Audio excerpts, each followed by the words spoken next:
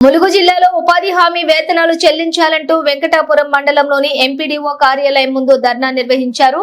Pending లో ఉన్న ఉపాధి హామీ 6251 మంది కూలీలకు సుమారుగా 3 కోట్ల రూపాయలు పెండింగ్ లో ఉన్నాయని, ఏప్రిల్ మాసంలో తీవ్రమైన ఎండలో పనిచేసిన ఉపాధి కూలీలకు డబ్బులు చెల్లించడానికి అధికారులు నిర్లక్ష్యం వహించారన్నారు. అధికారుల తీరును నిరసిస్తూ పెండింగ్ లో వేతనాలు చెల్లించాలని తెలంగాణ వ్యవసాయ సంఘం జిల్లా అధ్యక్షులు జ్ఞానం వాసు డిమాండ్ చేశారు.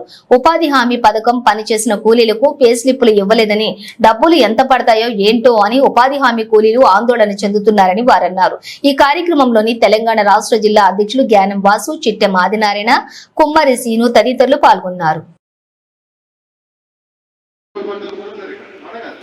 కానీ ఇవాళ ఎంత పడుతుంది, ఎంత పడ్డదో కూడా నాకు తెలిసి 170, 170, 220 రూపాయలు పట్ట ఎక్కువ.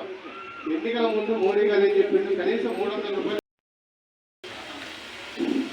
గతంలో పనిచేసిన మనకి కనీస డబ్బులు ఇవ్వడంలో ప్రభుత్వం కానీ ప్రభుత్వం సిబ్బంది ఏపీ డిపార్ట్మెంట్ 100 రోజులు డిపార్ట్ చేసి అసలు ఎంత వచ్చింది, ఎంత పని చేసిన వాళ్ళు కూడా తెలియని పరిస్థితి ఏడాది. గతంలో మనకు తెలిసి వ్యాపారం అనేక సార్లు 100 రూపాయలు క్వారంటైన్ చేస్తాం, డబ్బులు మధ్య పెట్టబోతే చేస్తాం, అనేక సందర్భాలు గతం చేస్తాం. అప్పుడు ఎట్లా లేదంటే